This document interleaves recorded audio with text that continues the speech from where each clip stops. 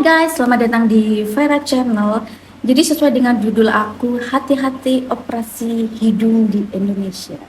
Jadi kali ini aku mau membahas seputar operasi hidung yang banyak kan gagal, tapi mungkin tidak banyak terekspos sama kalian, atau banyak orang tuh yang sebenarnya gagal tapi di mereka tuh nggak berani speak up seperti itu guys. Jadi semoga nanti video aku ini bermanfaat buat kalian yang akan melakukan operasi hidung rinoplasti ya guys. So, ikuti terus.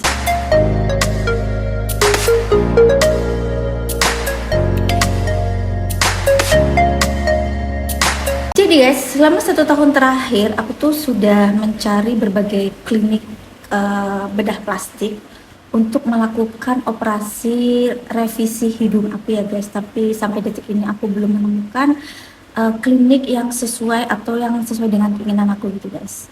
Dan aku memiliki beberapa pengalaman dan aku juga pernah share tentang pengalaman operasi hidung aku yang pertama yang gagal. Aku tuh sempat share di TikTok dan ini videonya kalian bisa tonton. Hai guys, aku mau curcol dikit dong. Aku kan pernah rinoplasti dengan tulang rawan telinga dan juga lemak area bokong, tapi baru 3 bulan itu lemaknya tuh nyusut dan tipnya juga udah mulai turun. Jadi intinya aku gagal gitu deh. Oke, nah di sini tuh ternyata banyak banget temen-temen dari TikTok itu tuh yang komen, ternyata mereka tuh punya pengalaman yang sama, operasi hidung yang gagal mulai dari implan, iga ataupun tulang rawan telinga. Jadi intinya yang namanya operasi plastik apapun jenisnya, entah itu implan ataupun dengan anggota badan tubuh kita, semuanya itu ada resikonya guys. Jadi setiap orang sebelum memutuskan operasi plastik harus dipastikan dulu ya resiko-resiko yang bakal ditanggung. Jadi apa aja sih resikonya dengan berbagai macam opsi daripada OP hidung atau rinoplasti ya guys. Yang pertama, kalau kita OP hidung menggunakan implan, itu ada kemungkinannya infeksi dan juga jebol ya guys. Terus yang terakhir itu kalau implan itu nggak seumur hidup, jadi maksimal tuh per 10 tahun sekali harus diganti. Itu kalau yang implan. Terus kalau misalnya menggunakan tulang rawan telinga ataupun iga, itu kemungkinan terburuknya apa? Jadi kemungkinan terburuknya itu kalau tulang rawan kita itu tidak bisa hidup. Jadi ada beberapa yang sharing, aku cek di Female Daily, cek di Google tentang operasi hidung gagal gitu kan. Jadi di situ ada juga orang udah operasi hidung menggunakan iga, tapi tiba-tiba tuh kayak tulang rawannya itu hancur gitu loh guys. Sebenarnya ya udah mendesek gitu. Itu yang pertama. Yang kedua, resiko dengan anggota badan tubuh kita dengan tulang rawan iga ataupun telinga itu bisa menyusut, bahkan ada yang pernah bilang itu sampai 50%. Jadi aku akan tunjukkan ya beberapa komenan dari teman-teman aku yang ada di TikTok ataupun beberapa orang yang sharing di Female Daily ya guys, seperti itu. Dan ini bisa menjadi bahan renungan buat kalian yang akan melakukan operasi rinoplasti. Oke, jadi intinya apapun tindakan bedah plastik yang akan kita ambil untuk khususnya OP hidung ya, jadi emang kemungkinan gagal itu selalu ada ya guys. Jadi kalian harus siap. Kalau udah sekali kalian memutuskan operasi hidung, kalian harus menyiapkan budget-budget berikutnya. Karena menggunakan apapun itu bisa tetap kemungkinan gagal seperti itu. Jadi intinya ya mungkin ada yang satu kali OP dengan implan atau anggota badan langsung sukses gitu. Ada banyak. Tapi yang gagal ya banyak juga. Cuman nggak semuanya itu berani speak up seperti itu guys. Jadi aku mengumpulkan dari beberapa testimoni orang-orang yang sudah melakukan operasi plastik dan hasilnya itu tidak sesuai gitu kan. Nah itu satu poin operasi gagal berdasarkan hasil ya guys. Nah di sini aku juga mau sharing tentang beberapa kenapa harus hati-hati ya guys. Karena kita operasi plastik di dokter bedah plastik aja risikonya banyak seperti yang tadi aku sebutin ya guys untuk rinoplasti ya. Nah sementara saat ini tuh ada beberapa salon dokter umum itu yang mereka itu berani membuka praktek operasi hidung atau rinoplasti. Salah satunya yang ada di Depok, aku nggak bisa sebutin inisialnya. Jadi aku datang lah ya. Cuman pas aku datang itu aku tanya ada izin kliniknya, tidak. Ternyata tidak ada. Di situ awalnya dia bilang itu klinik.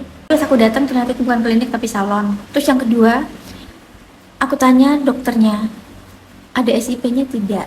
Dokternya tidak bisa menunjukkan. Jadi aku nggak tahu dia itu siapa.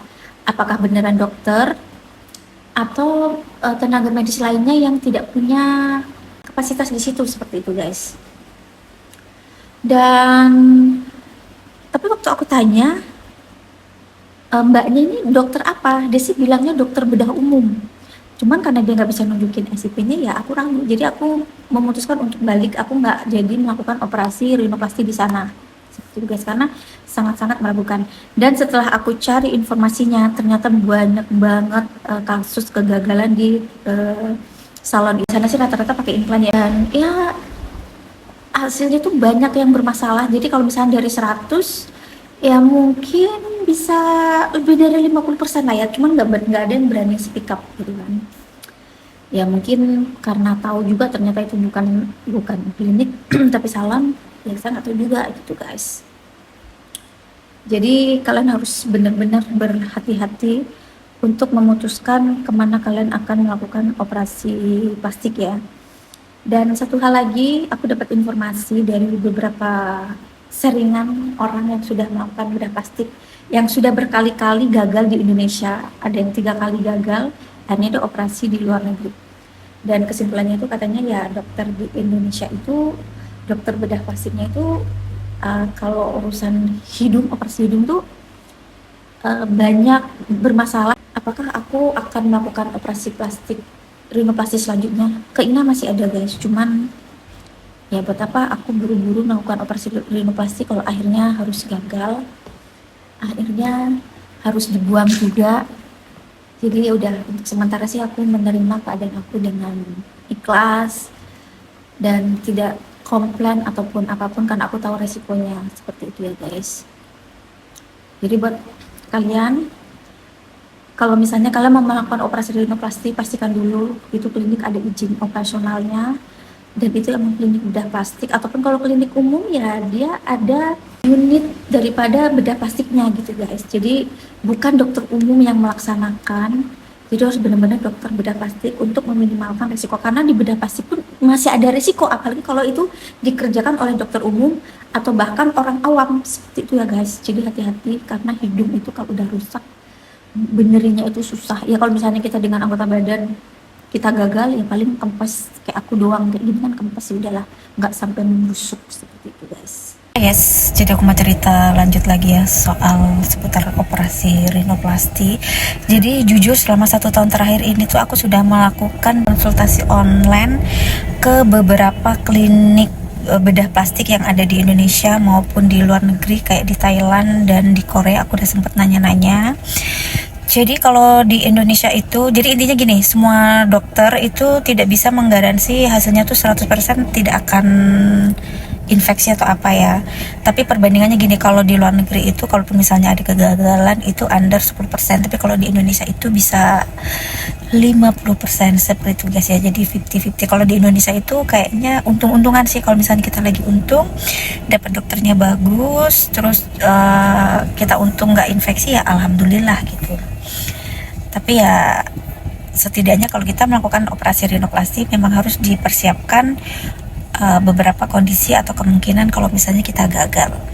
Karena di beberapa hari terakhir aku melihat di FYP TikTok aku itu ada orang yang baru operasi rinoplasti menggunakan full iga, dan itu baru 6 bulan itu bener-bener nyusut back to basic sama kayak aku persis. Padahal kan kalau aku lemak kayak itu, dia full iga.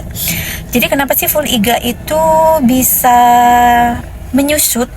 Jadi itu kemungkinannya itu karena infeksi guys. Jadi kalau infeksi itu otomatis kan menjadi benda asing ya untuk apa namanya yang iga tadi, secara otomatis akan diserap oleh tubuh, jadi hilang gitu guys. Nah kemarin aku sempat konsultasi sama dokter bedah plastik dengan beauty konsultan yang ada di Korea. Itu kalau di Korea itu mereka tidak full iga ya guys.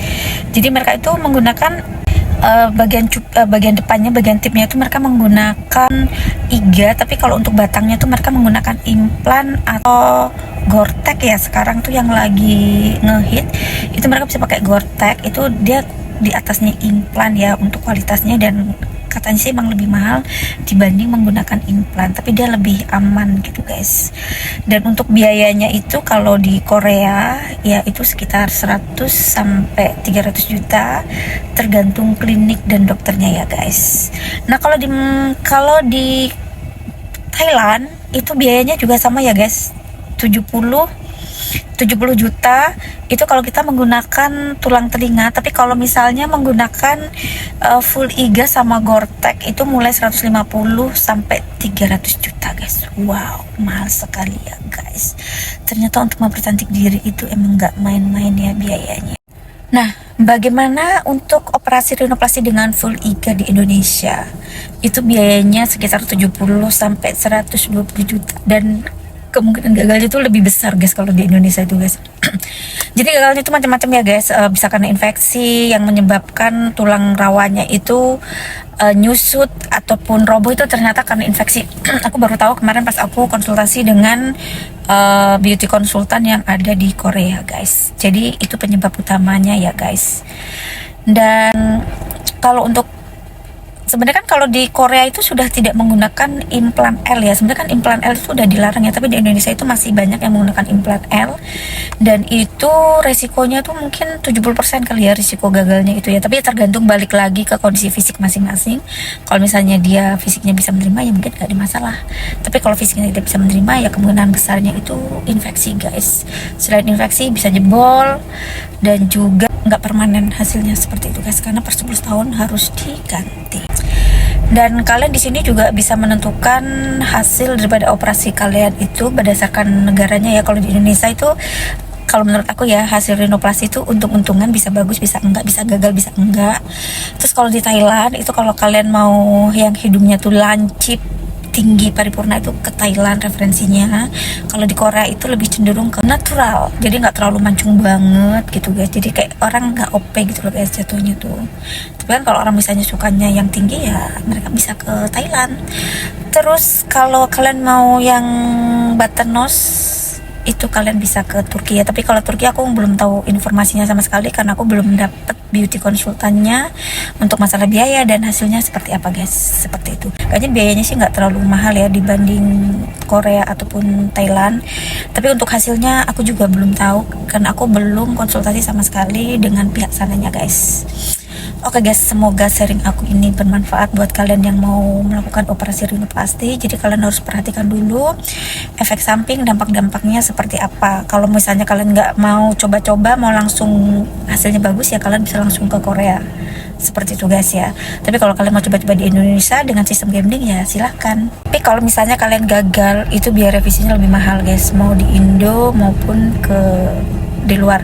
Dan sebenarnya itu banyak banget selebgram, tiktokers yang mereka tuh melakukan operasi rinoplasti dan mereka tuh gagal ya guys di Indonesia, dan akhirnya mereka ke Thailand ataupun ke Korea untuk membenarkan, dan itu habisnya lumayan sampai 300 juta. Kalau udah revisi itu emang udah nggak mungkin murah lagi. Jadi mulai harga di bawah itu ya untuk yang belum pernah operasi sama sekali.